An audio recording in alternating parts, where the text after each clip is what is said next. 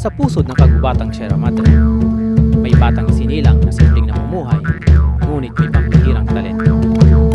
Siya si Rafael, isang batang Aita na may kakaibang mata para sa ganda ng kalikasan at may pusong kayang ilarawan ito sa pamamagitan ng kanyang mga likhang sining.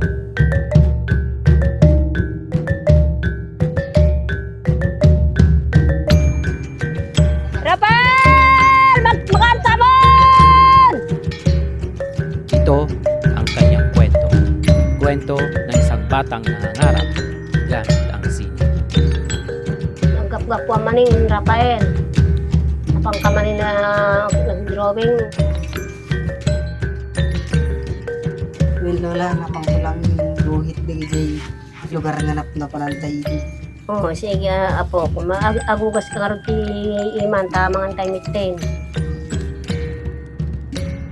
Ngunit hindi lahat ay sang-ayon sa kanyang pangarap. Ang ama ni Rafael ay may ibang paniniwala. Kita kam nag-drawing, titartarbak ko manin. Kaya batok, parang makalat tayo ti kurita.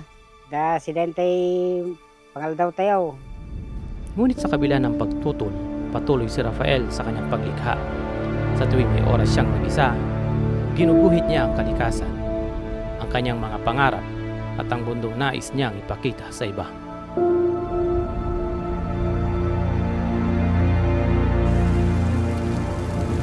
Sa gitna ng mga pagtutol at pagdududa, may isang tinig na laging bumubulong ng pag-unawa sa kanya.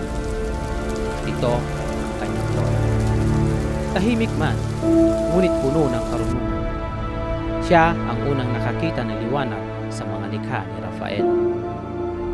Kumusta ka apo? Iti pag-drawing mo, napintas mitlaen. At isang araw, isang kaibigan ni Rafael ang nagbigay ng bagong pag-asa. Isang idea na maaring magbukas ng pinto. Alam mo, madigya palas ng ila ko di ini.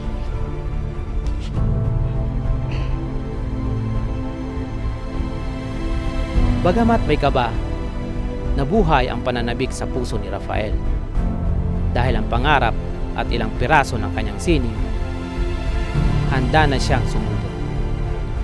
Sa unang pagkakataon, lalakbay siya palabas ng kabundukan, bitbit ang kanyang talento at ang tiwala ng kanyang lola. Panginoon, tulungan niyo kami para makamit ko ang pangarap ko. Ginawa kong painting. Tulungan na kami, Apo. Sa pagdating ni Rafael sa lungsod, puno siya ng pag-asa. Bitbit ang kanyang mga likhang sinilang sa puso ng kagubatan. Umaasa siyang maririnig at makikita rin siya. Ngunit hindi naging madali ang lahat. Isa-isang tumanggi ang mga galeriya. Sa bawat pagtanggi, tila unti-unting nababasag ang kanyang pangarap. Sa gitna ng mga ilaw, ingay at bilis ng lungsod, si Rafael ay tila nawala ng pag-asa.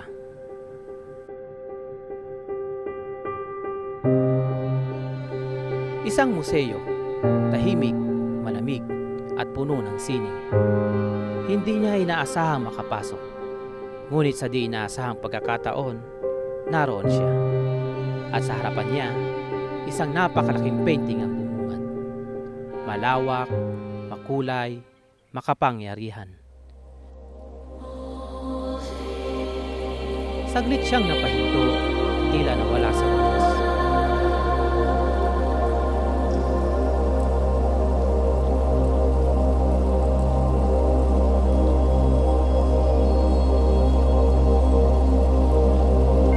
At sa kanyang mga mata, nagsimulang bumalik ang mga alaala. Ang puno na langit ng Sierra Madre.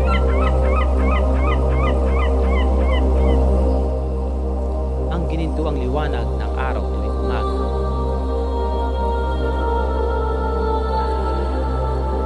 Ang luntiang kagubatan.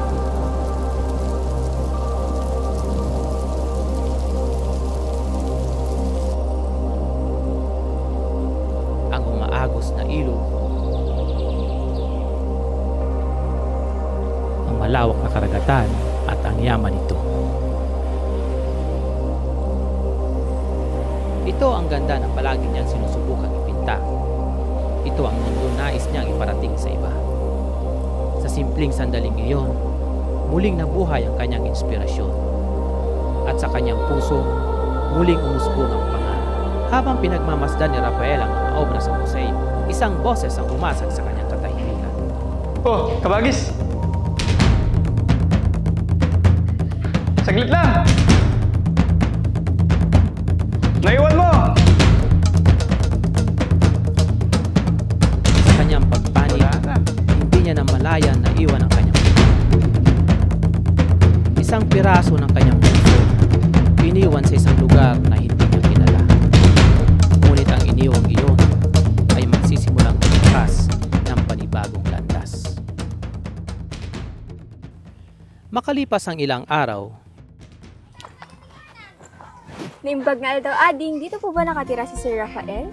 isang opisyal mula sa tanggapan ng turismo.